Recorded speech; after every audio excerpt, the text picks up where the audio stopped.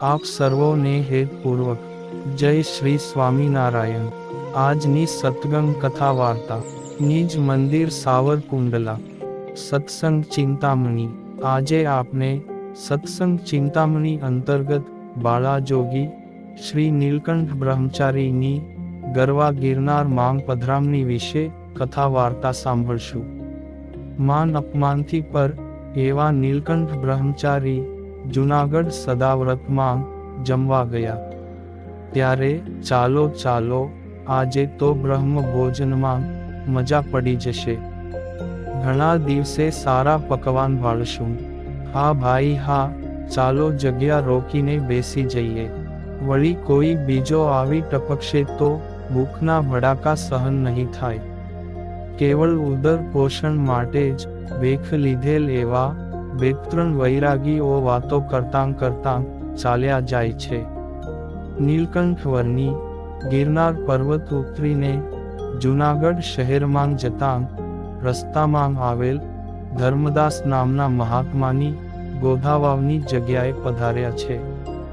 આજે આ જગ્યામાં બ્રહ્મ ભોજન થતું હતું। ગિરનાર ચઢીને આવેલા વર્ણીને પણ ભૂખ લાગી છે। પોતે પંગતમાં જમવા બેઠા, પતરાવળા પીરસાઈ ગયા ત્યાં એક અભાગીયો વૈરાગી આવ્યો ને ડોળા કાઢીને વર્ણીને બીવરાવવા લાગ્યો।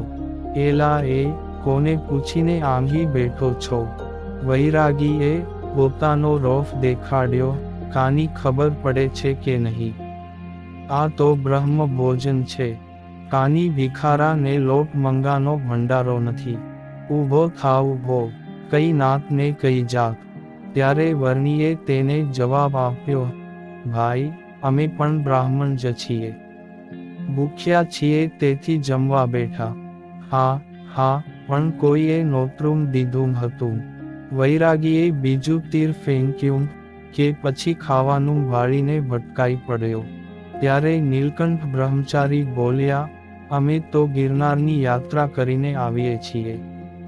નીલકંઠ વર્ણીએ પોતાની ધીર ગંભીર વાણીમાં ઉત્તર વાળ્યો, વળી સાંભળ્યું છે કે આંઘી સદાવ્રત અપાય છે, તેથી જમવા માટે આવ્યા છીએ, પણ કાની માન મર્યાદા છે કે નહીં? મોટો ભા થઈને પહેલી પંગતમાં બેસી ગયો, આ બીજા સાધુ સંતો ક્યાં બેસશે? મારી માથે! વૈરાગીએ પોતાના સાણસા જેવા હાથ ભરાવીને વર્ણીને ઊભા કર્યા ને વૈરાગીએ વર્ણીનું પતરાવળું પણ આંચકી લીધું અને કહ્યું કે આ ગિરનારની છાયામાં માળા રાંકાને દુકાળિયાનો પાર નહીં। ત્યારે વર્ણી તે પંગત માંગથી ઊભા થઈને બીજે બેઠા। પેલા વૈરાગીને હતું કે વર્ણીને એકવાર પંક્તિ માંગથી ઊભો કર્યો એટલે જતો રહેશે, પણ વર્ણી તો બીજે બેઠા। આ વૈરાગીએ પણ નક્કી કર્યું કે આને આંઘી જમવા નથી દેવો, એટલે તે બોલ્યો, એ ત્યાં પણ નહીં, તે જગ્યા મારા ગુરુભાઈની છે, માટે ઊભો થાવ ઊભો। વર્ણી વળી ત્યાંથી બીજે બેઠા, ત્યાં પેલો પાછો ઘૂરક્યો, એ ત્યાં પણ નહીં, તે જગ્યા મારા ચેલાની છે, તે વર્ણી ત્યાંથી ઉઠી પાછળ બેઠા। ત્યારે વૈરાગીનો મગજ ગરમ થયો ને વર્ણીને ત્યાંથી પણ ઉઠાડ્યા અને વર્ણીનું પાણી ભરેલ તુંબડું ઢોળી નાખ્યું। પછી બોલ્યો કે માળાને કાની લાજ શરમે નથી? ટાણું જોઈને ભાણું માંડ્યું અને પોતાના વૈરાગી ભેખનો કેફ દેખાડવા લાગ્યો, જા બીજે જમી આવ, આંઘી કાની નહીં મળે। ત્યારે વર્ણી વાવ માંગથી બીજું તુંબડું ભરી લાવ્યા ને બીજે બેઠા। આમ વૈરાગીએ 7 વાર વર્ણીને ઉઠાડ્યા, પણ નીલકંઠ વર્ણીના મુખની રેખા ન બદલી કે ન ક્રોધ કર્યો, ન કોઈ વેણ કહ્યા કે ન કોઈ કાર્યવાહી કરી। તે દી ધર્મદાસની જગ્યામાં ધીરજતાનો બીજો ગિરનાર ખડો થઈ ગયો। માન અપમાન જેને એક સમાન છે એવા વર્ણી પર્વતપ્રાય બનીને બેસી રહ્યા। કાની વાંધો નહીં ભાઈઓ, નીલકંઠ બ્રહ્મચારી કહે, તમે જમી લો, પછી વધે તો અમને આપજો બસ। આ સાંભળી પેલા વૈરાગીના ક્રોધનો જ્વાળામુખી ભભૂક્યો ને તે નીચતાના છેલ્લે પાટલે બેસી ગયો. વૈરાગીએ હોઠ પીસ્યા ને છેલ્લું તીર ફેંક્યું. પીરસવા વાળાને કહી દીધું કે આને કોઈ પીરસશો નહીં, ગામમાં જઈને એની મેળે જમી લેશે, જેવી તમારી મરજી. આમ કહી વર્ણી હસતાંગ ત્યાંથી ઊભા થઈ ચાલવા લાગ્યા. ત્યારે વૈરાગીના મનને શાતા વળી ગઈ અને મશ્કરી કરતો કરતો હસવા લાગ્યો. આ દ્રશ્ય જૂનાગઢના એક નાગર ગૃહસ્થે જોયું ને કાળજે ચરર કરતો ચીરો પડ્યો. ભેખમાંગ ભગવાન હોય તે તો સાંભળ્યું હતું, પણ ભેખમાંગ લોઢાની મેઘ હોય તે આજે જોયું. જ્યારે બીજી બાજુ વર્ણીને 7 વાર ઉઠાડ્યા છતાં નહીં ટંટો, નહીં ગાળ કે નહીં પ્રતિકાર. નાગરે પોતાના જીવનમાં પહેલી વાર આવો પ્રસંગ જોયો. તેથી તેને વર્ણી પ્રત્યે દયાભાવ ઉભરાયો અને તે પણ વર્ણીની પાછળ જૂનાગઢ શહેરમાં આવ્યો. નીલકંઠ વર્ણી શહેરમાં હાટકેશ્વર મહાદેવના મંદિરમાં આવ્યા. ભગવાન શંકરના દર્શન કર્યા. થોડીવાર વિરામ કરવા ઓટા ઉપર વિરાજ્યા. ત્યાં પેલો નાગર ગૃહસ્થ વર્ણીની પાસે આવ્યો. મુખમંડળનું તેજ જોઈને પાસે બેઠો. વર્ણી પણ તેની સામે જોઈને હસ્યા.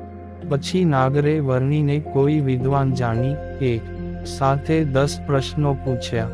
જોયો શૈલ કિયો, ભલા ગુરુ કિયા, બ્રહ્મા સુતા સિંધુજા, કેવું સિંધુ સમીપ હોય સર, તે જીની કહો ભૂમિજા. શું નાણું તને નવીન અર્થે, કેના પછી દૌ ધરી, શંભુ શત્રુ સુકંઠી કોણ, સુનીને 2 પંક્તિ ઊભી કરી. ત્યારે વર્ણીએ તેના 10 પ્રશ્નોનો જવાબ 2 જ શબ્દોમાં કહી દીધો, ગિરનાર અને રામાનુજ. ત્યારે તે બોલ્યો કે તેમાં હું કાની સમજ્યો નહીં. ત્યારે વર્ણીએ તેને સમજાવ્યો કે 1. હે વર્ણી, તમે હમણાં કયો પર્વત જોયો? ગિરનાર. 2. તમારા ગુરુ કોણ? રામાનુજ. 3. બ્રહ્માજીની દીકરી કોણ? ગીરા અર્થાત સરસ્વતી. 4. સમુદ્રની પુત્રીનું નામ શું? બ્રહ્મા. 5. દરિયા આગળ સરોવર કેવું લાગે? નાનું. 6. ભૂમિના સૌથી નાના ભાગને શું કહેવાય? રજ. 7. શરીરનું નાણું કયું? ગીરા અર્થાત કંઠ. 8. કોના માટે ભગવાને 2 અવતાર ધારણ કર્યા? બ્રહ્મા.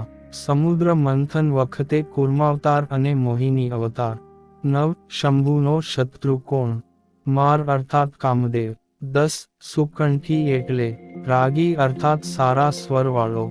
વર્ણીનો આવો અદ્ભુત જવાબ સાંભળી નાગર ભાવ વિભોર બની ગયો. 2 હાથ જોડીને કહેવા લાગ્યો, ખરેખર તમે કોઈ મહાપુરુષ છો, નહીંતર 10 પ્રશ્નોનો જવાબ માત્ર 2 જ અક્ષરમાં કોઈ દઈ શકે જ નહીં. પછી વર્ણી તેની સામું જોઈને મંદ હસ્યા અને થોડીવાર તેને ઉપદેશની વાતો કરી. નાગરના કેટલાય જન્મોથી સંતપ્ત મનને શાતા વળી. પછી નાગરે કાનિક ભોજન ગ્રહણ કરવા વિનંતી કરી. ત્યારે વર્ણીએ હા કહી.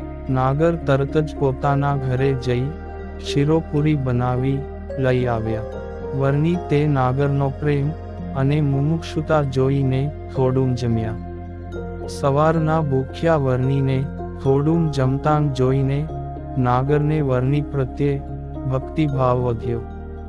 ગોધાવાવની જગ્યામાં ભોજન માટે 7 વાર એક જગ્યાએથી બીજી જગ્યાએ બેઠા. ત્યારે એમ લાગ્યું કે આ બાળા જોગીને કેટલી ભૂખ લાગી હશે, પણ આંધી ગરમા ગરમ શિરોપુરી તૈયાર છે, છતાં થોડુંક જ જમ્યા. ખરેખર આવા જોગી મેં ક્યાંય જોયા નથી.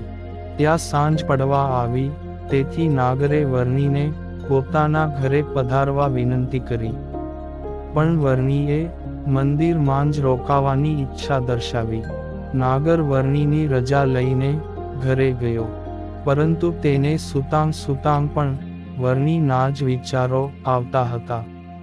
ત્યાં રાત્રે વર્ણીએ તેને ભગવાન શંકર રૂપે દર્શન આપ્યા અને પછી નીલકંઠ વર્ણી હાટકેશ્વરના મંદિરમાં રાત રહી સવારે વહેલા ઉઠી ત્યાંથી ચાલી નીકળ્યા. દ્વારિકા જવાની ઈચ્છાથી કાળવો નદી ઉતરી સામે કાંઠે નીકળ્યા. રસ્તામાં ભૂતનાથ મહાદેવના દર્શન કર્યા. ત્યાંથી આગળ નીકળી છેલ્લી નજર ફરી ગિરનાર સામી કરી. વર્ણી પહેલી વાર જૂનાગઢમાં 5 દિવસ રોકાયા. આગળ જતાં રસ્તામાં ખેંગાર વાવે આવી થોડું જળપાન કરી માંગરોળ તરફ પ્રયાણ કર્યું.